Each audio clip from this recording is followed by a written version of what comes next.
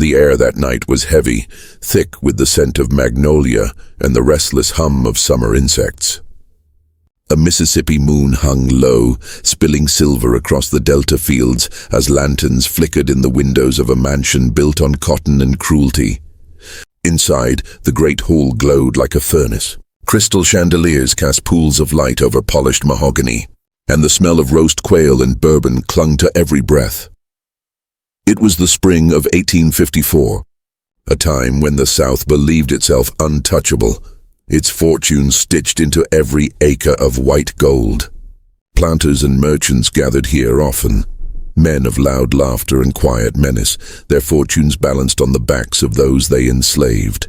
Tonight, their voices rose above the clatter of silverware, fueled by whiskey and reckless pride. At the head of the long table sat a man whose wealth and arrogance had become the talk of 3 counties.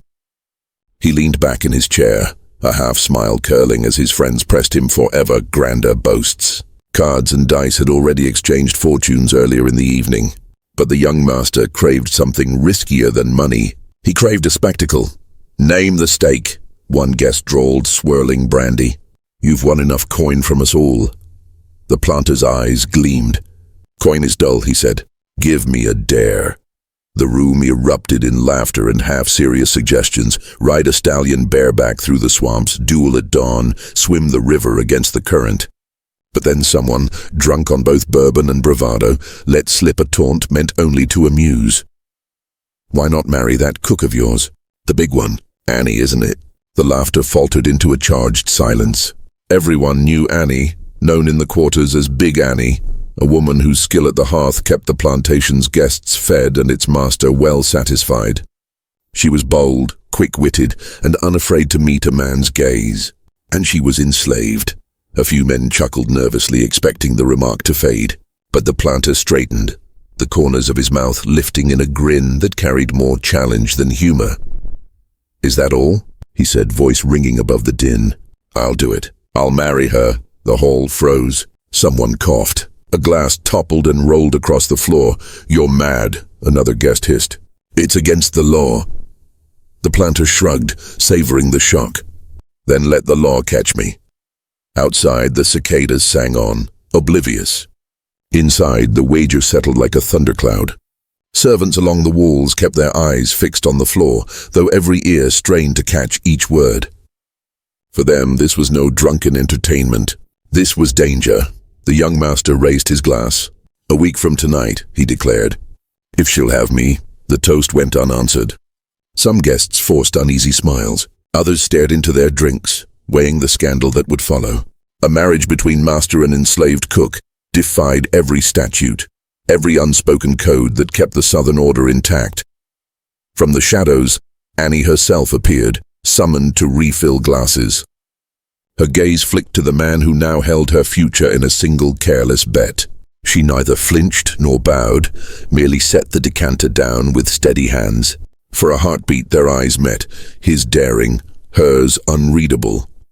The moment passed, but the wager remained, echoing through the hall like a distant drumbeat. By dawn, the story would spread across the county, whispered from porch to porch, carried by riverboats and wagon wheels. Some would dismiss it as drunken talk. Others would pray it never came true. But history has a way of remembering the outrageous. And what began as a cruel game of pride would ignite a scandal that the South could neither forget nor forgive. This is the night a bet became a marriage, and a marriage became a legend.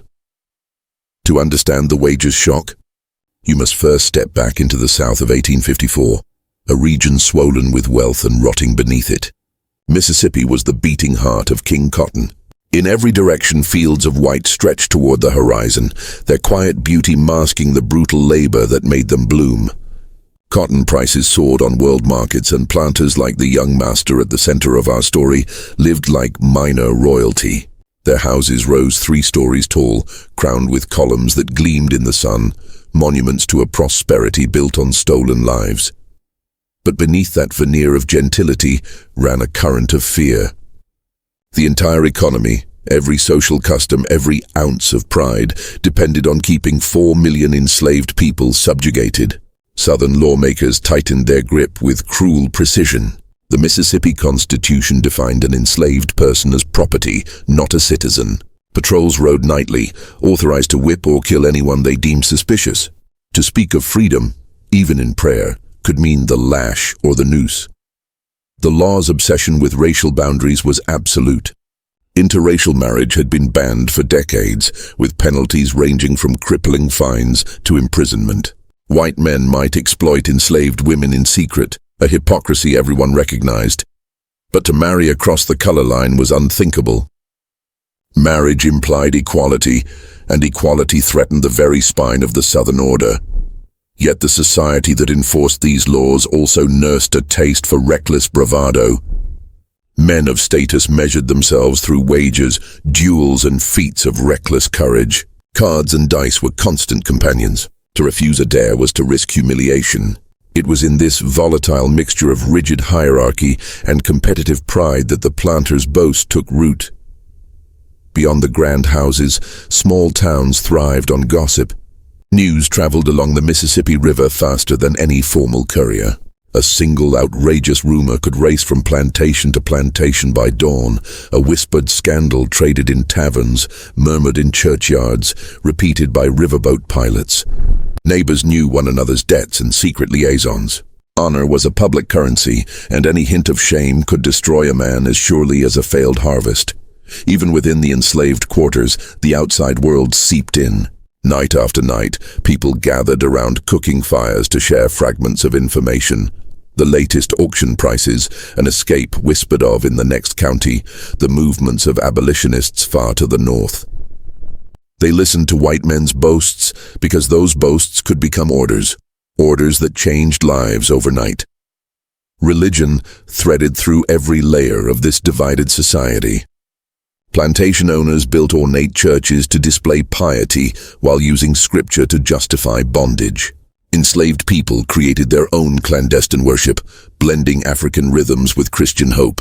In secret brush arbors and hidden clearings, they prayed for deliverance and sang of freedom, their voices a quiet defiance against the world above them. It was a world where appearances mattered more than truth. A gentleman's reputation could determine the price of his cotton or the loyalty of his neighbors. Any suggestion that a white man had broken the color barrier openly, defiantly, struck at the fragile foundation of that reputation. And so when the young planter raised his glass and vowed to marry Big Annie, he wasn't just challenging his dinner guests. He was defying the very architecture of the South. The stakes were enormous. Should he follow through, he risked not only social ruin but legal punishment. His plantation could be boycotted, his credit cut off by merchants who feared contamination by scandal. Rivals might seize the moment to drive him into debt or strip him of influence. Even his own relatives could petition the courts to declare him unfit to manage his estate. And yet, that same society rewarded spectacle. A bold act, if performed with swagger, could make a man notorious in a way that frightened enemies and thrilled the bored elite. The line between infamy and fame was perilously thin. For a gambler chasing immortality, the temptation was intoxicating. Meanwhile, for the thousands held in bondage, the bet meant something far more tangible. Marriage, even in secret, hinted at a crack in the edifice of ownership. If a master could marry a slave, did that not undermine the very claim that she was property? Some enslaved listeners may have felt a fleeting, dangerous hope. Others, more seasoned in survival, sensed only new peril. A capricious white man's whim could bring punishments as easily as privileges. This was the Mississippi of 1854, rich and terrified, pious and lawless, where one night's drunken boast could ignite a scandal to shake the entire region. The young master's wager was more than a reckless dare. It was a spark dropped in a room soaked with oil, and while the guests at that dinner debated whether he would ever follow through, the South itself held its breath. Because a single marriage vow, if spoken aloud, could topple more than a man's reputation. It could challenge the lie that kept an entire society standing. Before the wager echoed across Mississippi, before a single glass was raised in challenge, there was the man himself, Jonathan Barrow, heir to 1,000 fertile acres and a temperament as unpredictable as the river that fed them. Barrow's story began in inherited splendor. His grandfather had carved the estate from swamp and forest, clearing the land with enslaved labor until the fields gleamed white each harvest. His father expanded the fortune, shipping cotton bales downriver to New Orleans, where European merchants paid in gold. Jonathan was born into that wealth, but he was never content merely to preserve it. From boyhood, he was known for restlessness. Tutors recalled a child who learned quickly but tired of lessons, a young man who preferred racing horses along the levee to reciting Latin. By adolescence, he had discovered cards, dice, and the intoxicating thrill of wagers. Every bet fed his pride like a roaring fire. When his father died of a sudden fever, Jonathan inherited the house, the land, and more than 60 enslaved people. He was 24 and already infamous for his charm and his recklessness. Neighboring planters admired his daring, even as they whispered about his debts. Cotton prices were high, but so were his expenses: imported wines, fine suits from New Orleans, late nights at riverfront gambling halls. Jonathan cultivated an image of effortless confidence. He hosted dinners that outshone those of men twice his age, filling the great hall with laughter, music, and the sweet smoke of Cuban cigars. Guests remembered the way he dominated a room, not by shouting but by smiling as though he knew a secret no one else dared to name. Women were drawn to his easy grace. Men both envied and feared him, yet beneath the polish cracks widened. Riverboat captains carried tales of his mounting gambling losses. Merchants in Natchez extended credit grudgingly, aware that his signature no longer guaranteed payment. Even within his household, whispers of temper and sudden rages began to circulate. Servants spoke of doors slammed in the night, of brandy bottles emptied before dawn. Jonathan's need for control bled into every corner of the estate. He managed the cotton fields with an iron hand, insisting on strict quotas and punishing delays. Overseers carried out his orders without question, but they too saw the volatility in their master's eyes. One day he might stride through the rows joking with workers. The next, a single perceived slight could ignite a storm of fury. And yet, there was another side, one that complicated every rumor. Jonathan prided himself on the plantation's famed hospitality. Travelers along the Natchez Trace often found a hot meal and a bed under his roof. He gave to the local church and sponsored community fairs. Townsfolk who benefited from his generosity defended him fiercely, dismissing stories of violence as the envy of rivals. It was this dual nature, generous host and ruthless master, that made him so dangerous. Friends never knew which Jonathan would greet them, the charming gambler or the man who would stake his reputation on a whim. The bet that would soon scandalize the South did not spring from nowhere. It was the natural climax of a life lived in defiance of limits. Jonathan's plantation itself mirrored his contradictions. By day it dazzled. Long rows of cotton like drifts of snow, oak alleys leading to a mansion with white columns that caught the afternoon light. Inside, crystal chandeliers and velvet drapes proclaimed prosperity. Yet behind the main house lay the quarters, rough cabins of weathered wood where dozens of enslaved men, women, and children slept in cramped darkness after 14-hour days. The kitchen was the true heart of the estate, a stone outbuilding always alive with heat and clatter. There, amid the hiss of skillets and the scent of spices, Annie, the cook, ruled with absolute authority. Her meals gave Jonathan's parties their celebrated flavor. Gumbo rich with oysters, breads baked to a perfect crust, desserts that melted on the tongue. Guests often joked that Jonathan's greatest treasure was his cook. Few realized how prophetic those words would become. Jonathan noticed Annie long before the infamous dinner. He admired her skill, her sharp tongue, the way she carried herself with quiet dignity despite bondage. Some said he respected her. Others whispered of more complicated feelings. Whether fascination or simple recognition of talent, his attention lingered. Debt, pride, and restless ambition pressed on him like a tightening noose. Each wager he won brought only temporary relief. Each loss deepened the hole. He was a man who thrived on spectacle, who believed that a bold act could erase whispers of ruin. So when that fateful night of drink and bravado arrived, when the taunt about marrying his cook cut through the smoky air, Jonathan did not hesitate. The dare struck him as outrageous enough to cement his legend, reckless enough to remind the world and himself that he was a man beyond fear. The South knew him as a gentleman planter, a gambler, a host without peer. But those who lived under his roof knew another Jonathan Barrow, a man whose charm masked a hunger for control, and whose pride would soon ignite a scandal the Mississippi River could not wash away. If the grand house of the Barrow plantation had a beating heart, it was the kitchen, and its pulse was a woman named Annie. Long before her name would ripple through Mississippi gossip, she was known simply as Big Annie, a title spoken with equal parts respect and affection by those who lived and worked beside her. Annie's world began each morning long before the roosters called. She would stir the fire while the rest of the quarters still lay in darkness, her broad shoulders silhouetted in the glow of the hearth. By dawn, the air was already fragrant with smoke and spice, a signal to the entire household that another day had begun. She was a master of her craft. From cast-iron pots came meals that could silence a dining hall. Oyster gumbo, thick enough to coat a spoon, biscuits so light they seemed to float, slow-roasted pork that fell from the bone. Guests often said they had never tasted food like Annie's. Some joked that Jonathan Barrow's parties owed half their reputation to her skill. Among the enslaved, though, there was no joking, only quiet pride.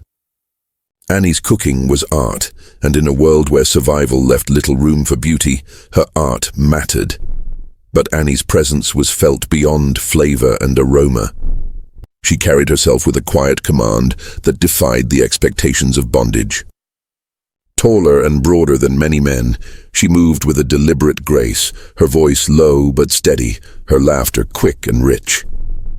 Children in the quarters trailed after her, knowing a kind word or a stolen biscuit might be waiting. Even the sternest overseers thought twice before crossing her. She had a way of holding a gaze that made lesser men falter. Her size gave her the nickname, but it was her spirit that made it legendary.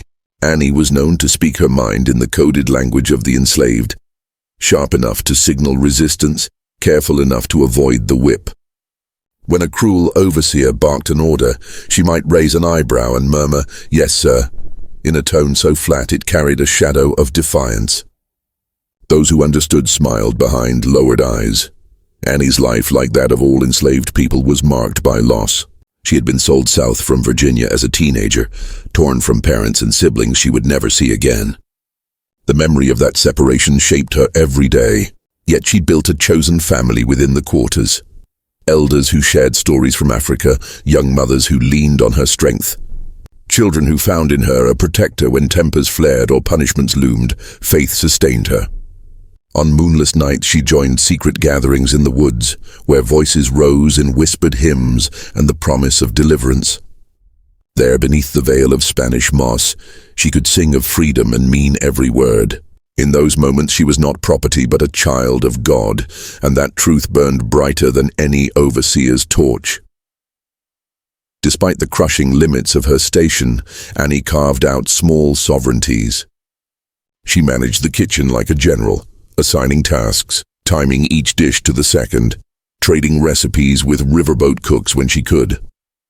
She saved scraps of spices and seeds, planting herbs behind the smokehouse to flavor meals her own way. When she offered a plate to a fellow worker, it carried not just food but dignity, a reminder that pleasure and community could survive even in chains. Jonathan Barrow noticed her long before the night of the bet. Perhaps it was impossible not to notice a woman who commanded space so completely. He complimented her stews, lingered in the doorway as she worked. Some of the house servants whispered that he admired her wit as much as her cooking. Annie, for her part, met his glances with a calm that revealed nothing. She had lived too long in a world where a white man's attention could bring either favor or destruction. To Annie, Jonathan was both master and storm, capable of sudden generosity, capable of sudden wrath. She understood the danger of his moods. When he entertained guests, she worked with relentless precision, knowing that a single misstep might draw a reprimand, or worse. Yet she never allowed fear to steal her composure. Those who watched her in the kitchen saw a woman who refused to be diminished. By the time of that fateful dinner, Annie had become indispensable. The plantation's prosperity depended on her skill to impress merchants and neighbors. She knew it, and so did Jonathan. That knowledge gave her a quiet leverage, a power subtle but real. While others bent low, Annie stood tall. Still, she could not have imagined the wager that would soon turn her life into legend. When the drunken dare echoed through the great hall, her name offered as a punchline, she was summoned to pour the brandy. She felt the weight of every eye as she stepped into the room, the air thick with smoke and expectation. Jonathan's gaze met hers across the silver-laden table. He spoke the words that would change them both. "A week from tonight, if she'll have me." Annie did not flinch. She set the decanter down with deliberate care, her face unreadable. In that brief silence, the power shifted ever so slightly. Guests might have seen only a servant fulfilling her duty, but those who knew her sensed the depth of her resolve. Whether she felt fear, anger, or something far more complicated, Annie let none of it show. History remembers the wager as Jonathan Barrow's scandal, but those who truly knew the plantation understood. Without Annie, her strength, her skill, her unyielding presence, there would have been no story to tell. She was not merely the subject of a bet.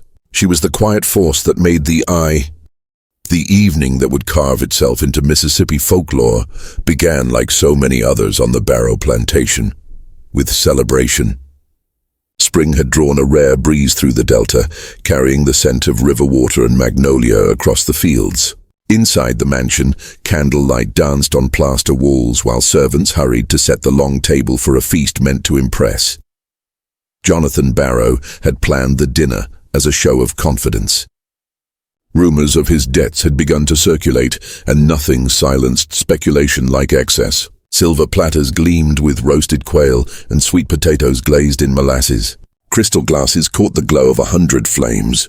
Around the table gathered the region's wealthiest planters, merchants and a sprinkling of ambitious politicians, each eager to drink Jonathan's wine and measure his fortunes for themselves. The room pulsed with conversation and cigar smoke. Cards and dice clattered on a side table where men tested their luck between courses. Outside, music drifted from the quarters.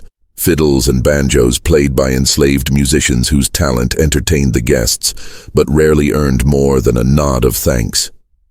Jonathan moved among them all like a conductor, his smile fixed, his gestures expansive, every inch the confident host. As the evening deepened, the talk turned competitive. Men boasted of harvest yields, of riverboat races won and duels survived. Each tale demanded a greater one in reply. Brandy flowed, and the air thickened with pride and challenge. It was in that charged atmosphere that a single careless remark would spark a scandal. One merchant, emboldened by drink, teased Jonathan about his reputation for daring. "You've taken every risk a man can take and lived to tell it," he said with a slur. "What's left to prove?"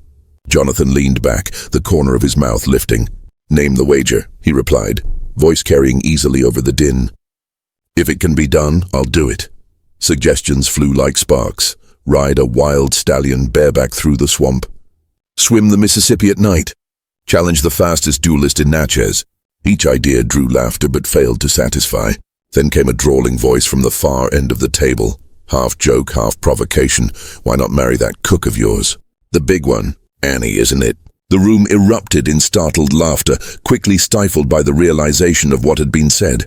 Interracial marriage was not merely taboo. It was illegal, a crime carrying heavy fines and the risk of imprisonment. Even the most reckless gambler might have brushed it aside. But Jonathan did not. He straightened in his chair, eyes gleaming. "Is that all?" he said, the hint of a grin sharpening into challenge. "I'll do it." The laughter faltered. Glasses lowered. A heavy silence settled as the weight of his words sank in. "You can't be serious," a planter protested. The law, Jonathan cut in, "is for men who fear it." Another guest attempted a nervous chuckle. "You'd risk your name, your fortune for a joke." Jonathan raised his glass. "A week from tonight," he declared. If she'll have me. Across the room, servants froze mid-step. Among them stood Annie, summoned to refill the decanters. The firelight caught her face, calm, unreadable, as she crossed the floor. Every eye followed her. She set the brandy on the table without haste. The quiet click of glass against wood, the only sound. For an instant, her gaze met Jonathan's. Neither spoke. The guests shifted uneasily. Some stared into their drinks. Others exchanged quick, calculating glances.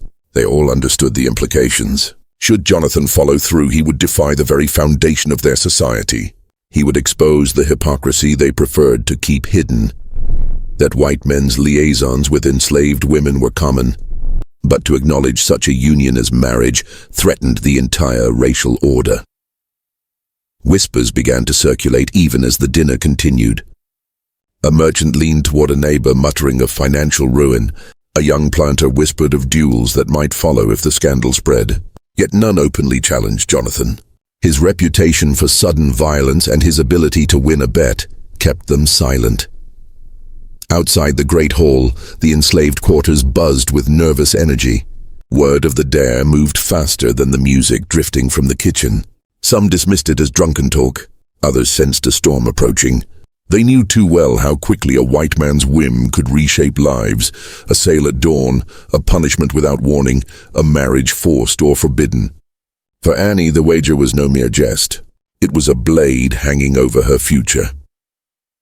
As the evening wore on, Jonathan's guests tried to steer the conversation elsewhere, but the dare hung in the air like the humidity pressing against the shutters. Even the music seemed to hesitate, each note a question. Jonathan poured another drink, his smile never wavering. The bet had been spoken, and for him there was no turning back. Reputation was everything. To retreat would be to admit fear. Midnight approached. Lanterns guttered low, and the guests began to take their leave, each man carrying the night's story like contraband. By dawn it would travel the river and the dusty roads, whispered in taverns, repeated in churchyards, embroidered with speculation. Some would call it a drunken boast. Others would say Jonathan Barrow had finally lost his mind, but everyone would remember the words. Annie lingered in the kitchen long after the last dish was scrubbed, her thoughts her own. She understood the danger, but also the strange power now placed in her hands. If Jonathan meant to keep his promise, he would need her consent, or something close enough to claim it. For a woman who had lived her entire life without choice, the irony was bitter and sharp. Before the sun rose, the wager had already escaped the walls of the Barrow mansion. It moved across Mississippi like a spark on dry grass, carrying with it questions no one dared speak aloud. Would he truly marry her? Would she agree? And what would the South do when one man's pride threatened to upend the order of an entire world? The spring sun rose over the Barrow plantation with a deceptive calm, burning through a veil of river mist and gilding the cotton fields in pale gold. To anyone passing along the dirt road, the big house appeared as stately and serene as ever. Yet inside, every corridor trembled with a quiet tension. Jonathan Barrow's wager had become more than a drunken boast. Within a week of that fateful dinner, the scandal had spread through neighboring counties and across the river to Natchez. Merchants who once courted his business now hedged their bets, whispering of his madness. Preachers thundered from pulpits about the sanctity of race and the wrath of God. And through it all, Jonathan did not flinch. He intended to marry Annie. The law gave him no path to respectability. Mississippi forbade marriage between a white man and an enslaved woman. Any preacher who performed such a union risked fines, prison, and the scorn of his congregation. But Jonathan was used to bending rules until they broke. He summoned a traveling minister known for his quiet sympathy toward the enslaved, a man who had once been reprimanded for preaching to black congregations without a white overseer present. The minister hesitated when he heard the request, his thin hands trembling as he held Jonathan's letter. Yet he came. Perhaps he believed that in some crooked way, this union offered a measure of dignity where none existed. In the quarters, Annie prepared with a composure that unnerved those around her. Word of the coming ceremony had reached every cabin. Some women murmured prayers for her protection, Others warned of the danger in accepting anything from a white master's hand. Annie listened without reply. She dressed in a simple gown borrowed from a house servant, the faded blue fabric smelling faintly of lye soap and smoke. She braided her hair herself, fingers steady despite the tremor that rippled through the room. For a woman who had never been allowed to choose her own fate, this night was both a cage and a key. The wedding took place long after sunset, in the shadow of the old cypress grove beyond the fields. Jonathan led a small procession. A handful of his closest companions, men too curious or too indebted to refuse the invitation. They carried lanterns that swayed in the warm breeze, casting yellow pools of light on the damp earth. Behind them came a few of the enslaved, chosen by Annie and trusted to keep the secret. The minister stood at the grove's edge, his face pale beneath the flickering glow. No church bells marked the hour, only the persistent hum of cicadas and the distant rush of the river. Jonathan wore a dark coat, brushed clean of dust, his boots polished to a military shine. Annie stepped from the trees with her head high, the blue dress catching glints of moonlight. The guests shifted uneasily. In their eyes, she was property, yet tonight she approached like a queen, an undeniable presence that neither law nor prejudice could fully diminish. The minister opened his worn Bible and cleared his throat. His voice trembled on the first words, but grew steadier as he read the ancient vows. Jonathan repeated them without hesitation, his deep voice carrying across the grove. Annie's response was softer, but every syllable rang clear. When the minister pronounced them husband and wife, a hush followed, a silence thick with disbelief. For a heartbeat, the order of the South had been inverted. A white planter bound himself before God, if not the courts, to a woman he was supposed to own. Jonathan produced a simple gold band, sliding it onto Annie's finger. It gleamed faintly in the lantern light, a token that defied every statute of the state. No cheers followed, only the restless shifting of boots and the distant call of a night bird. The witnesses knew they had seen something dangerous, something that could ruin reputations and invite violence. Each man weighed his own future in that silence. Afterward, they shared a modest feast laid out on a rough-hewn table beneath the trees. Bread, roasted pork, and a jug of Jonathan's finest brandy. Annie moved among the guests with quiet grace, accepting their wary glances without flinching. Some of the enslaved slipped forward to offer her whispered congratulations, their eyes bright with something like hope, or maybe disbelief. For them, this union was a riddle. Was it a victory, a trap, or both? When the last cup was drained and the minister dismissed, Jonathan offered his arm to Annie and led her back toward the house. The lantern light dwindled behind them, leaving only the silver wash of moonlight on the fields. Each step toward the mansion carried a question neither dared to voice. What would dawn bring? Would neighbors ride in fury? Would the law descend? Or would life simply continue, the world pretending nothing had changed? In the great house, a room had been prepared for Annie. Not the cramped attic space reserved for house servants, but a chamber near Jonathan's own, furnished with a heavy oak bed and a carved wardrobe. She paused at the threshold, taking in the strange luxury. Jonathan watched her with an expression she could not read, part triumph, part something more complicated.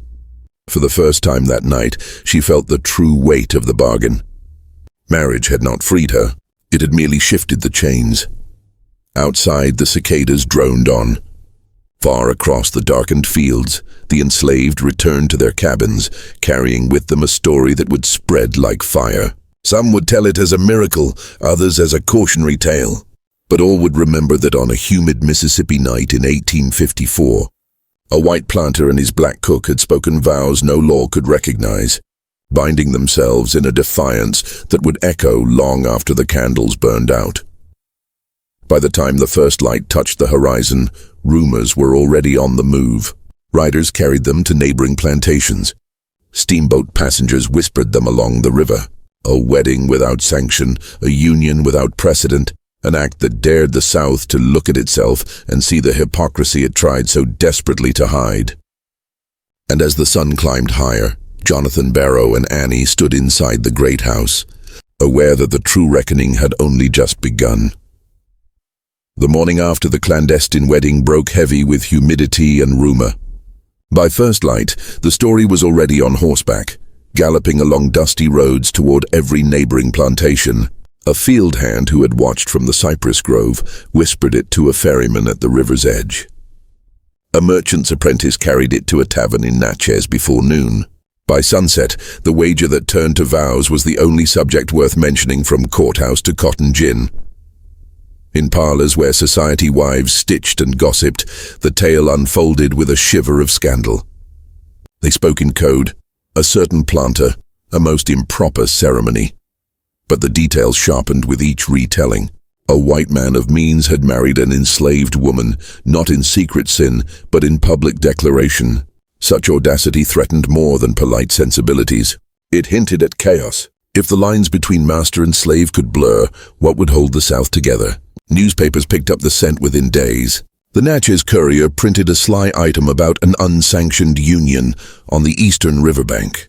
No names appeared, but everyone understood. Other papers followed, each adding a layer of innuendo. A reckless young landowner, a cook of unusual stature and intelligence, a minister willing to risk prison for the sake of conscience, or perhaps coin. Editors knew the story sold copies. Readers devoured it, some with outrage, others with secret fascination.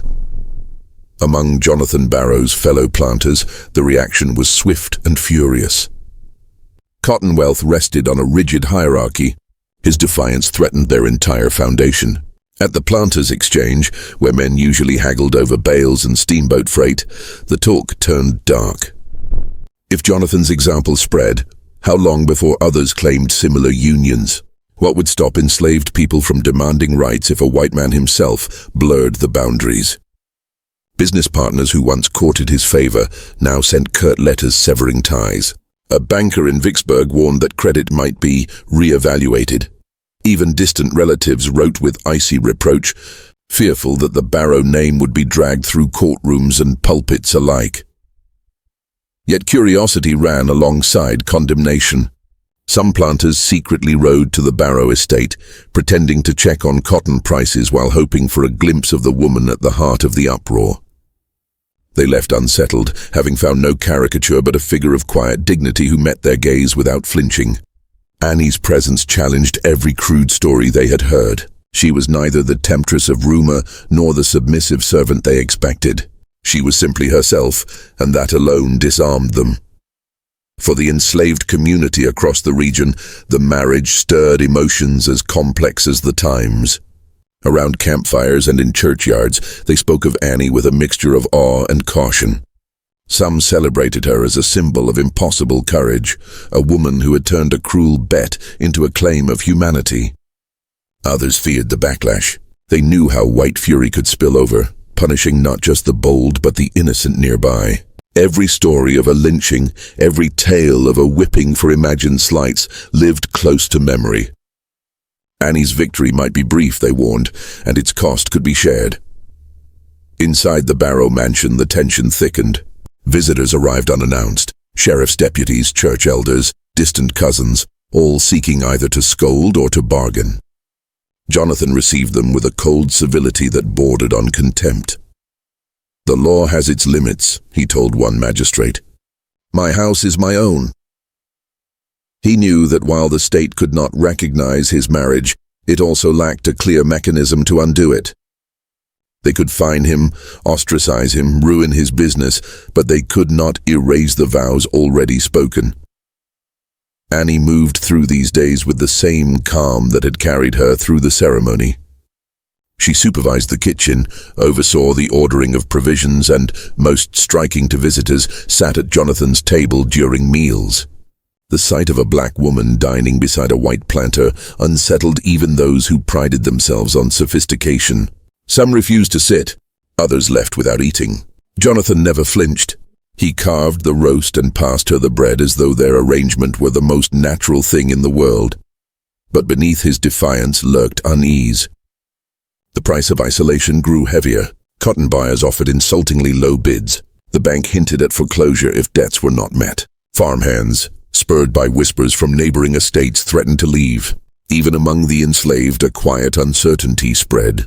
They respected Annie, but they also feared that Jonathan's gamble might end in violence that would spare no one. The church became the next battleground. The local pastor delivered a sermon thundering against unnatural unions, his words aimed like musket fire at the Barrow household. Congregants nodded, some glancing at one another with grim satisfaction. The following Sunday, Jonathan strode into the sanctuary with Annie on his arm. Conversation died to a stunned hush. They sat through the service in silence, the pastor's voice faltering as he read from scripture. When the final hymn ended, Jonathan guided Annie down the aisle and out the door without a word. No one tried to stop them. By late summer, the scandal had taken on a life of its own. Riverboat passengers repeated the story to travelers from St. Louis and New Orleans. Northern newspapers reprinted the tale with equal parts outrage and fascination, framing it as evidence of the South's moral decay, or paradoxically of progress. Abolitionist pamphlets seized upon the Union as proof that the institution of slavery was both hypocritical and unsustainable. Southern politicians bristled, accusing outsiders of meddling in private affairs. For Annie, the noise outside mattered less than the small shifts within the household. The servants who once treated her as a peer now approached with deference. She found herself making decisions about supplies, wages, even field schedules. Jonathan sought her counsel more often, his arrogance tempered by something like respect. Yet she understood the fragility of her position. A single violent act, a mob in the night, a drunken rival with a pistol, could strip it all away. As autumn approached, the cotton fields glowed white under a low sun, and the Barrow estate stood like a contested fortress. To some it was a symbol of defiance, to others a blasphemy waiting for judgment. Neighbors who once shared brandy on the veranda now passed without waving. Children were warned not to speak the name, yet every whispered condemnation only deepened the legend. Travelers came from miles away hoping to catch sight of the couple, who had broken the South's unwritten law. What neither Jonathan nor Annie could know was how quickly fascination could harden into something darker. Each week that passed without punishment made certain men restless.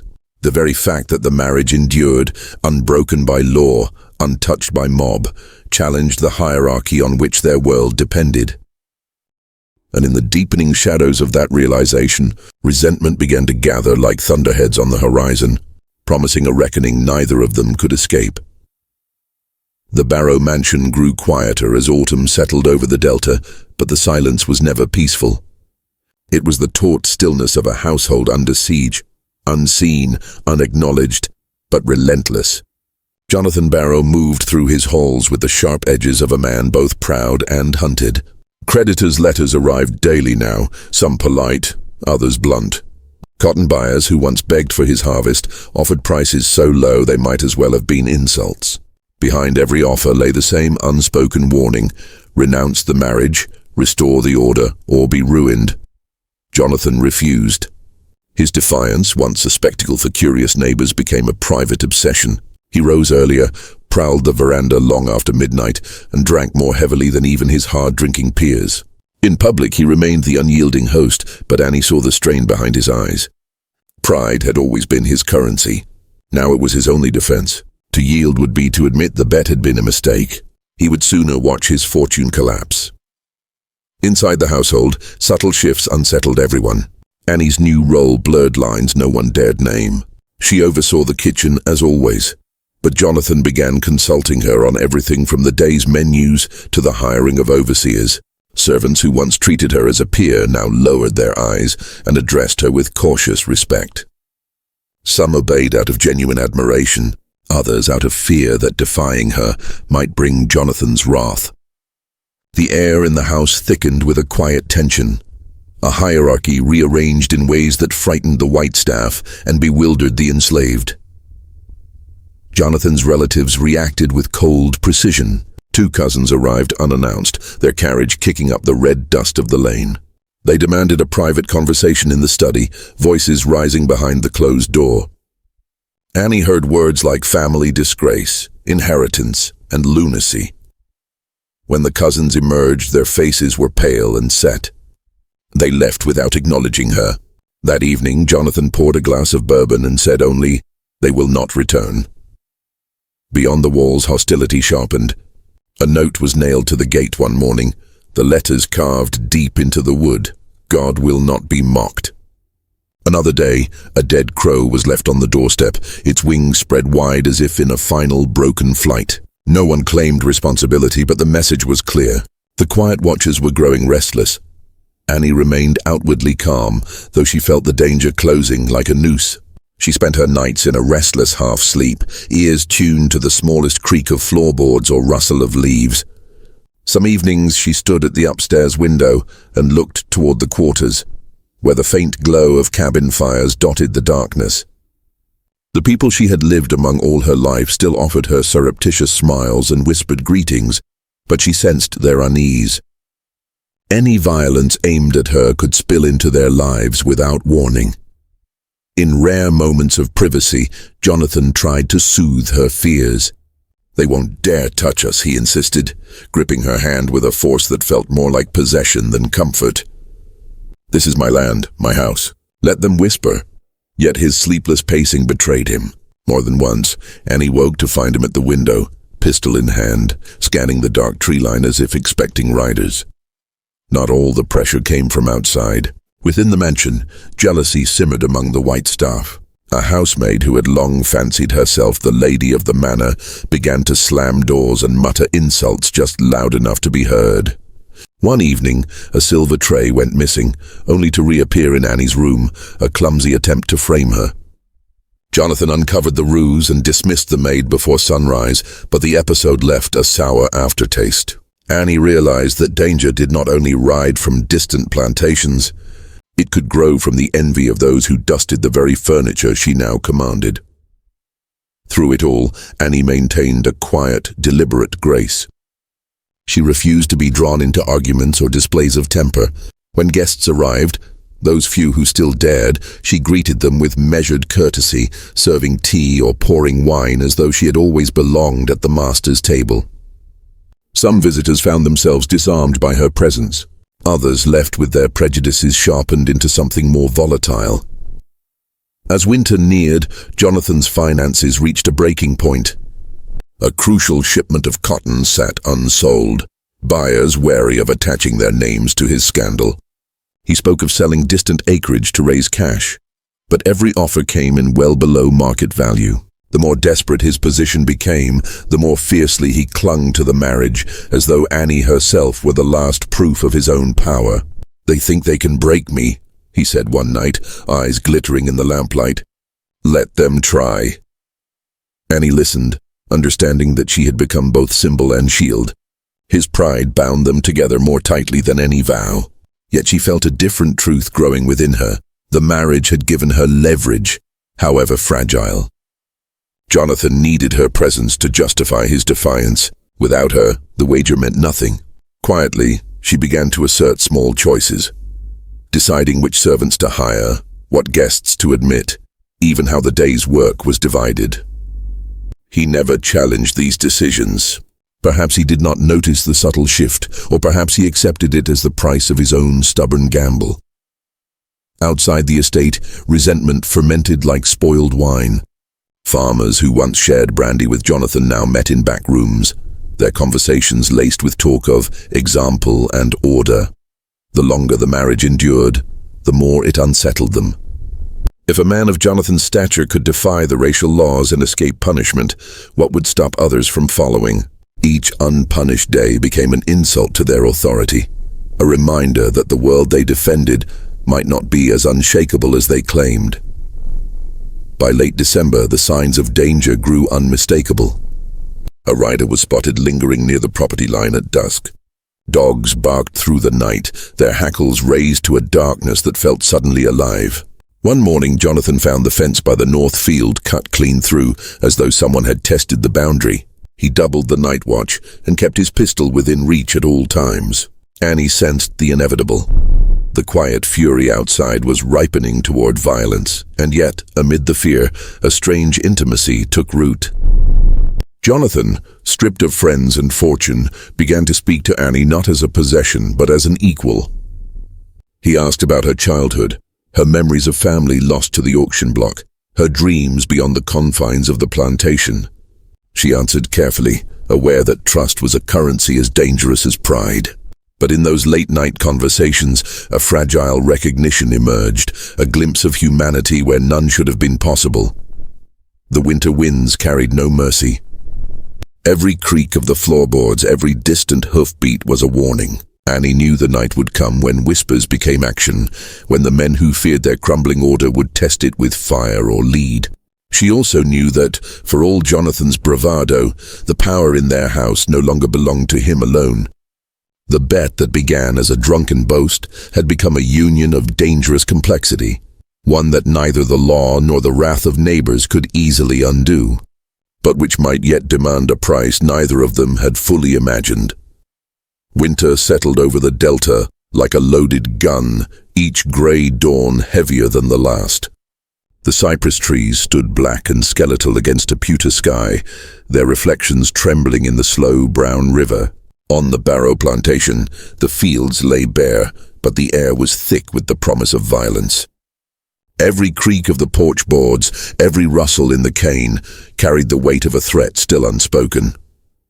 Jonathan Barrow kept his pistol close. He slept in the front room now, where the hearth's dying embers gave him a view of the lane. The dogs paced restlessly at night, their low growls threading through Annie's uneasy sleep.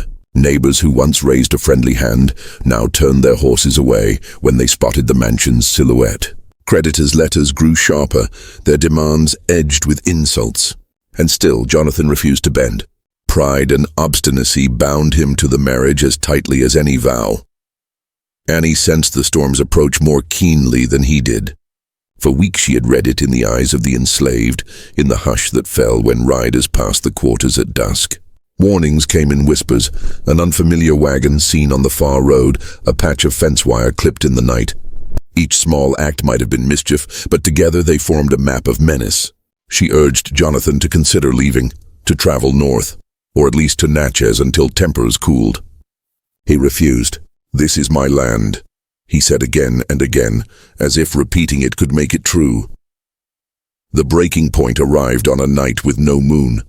The air was brittle with cold, the ground hard as iron beneath a rime of frost. Annie lay awake, listening to the dog's anxious pacing.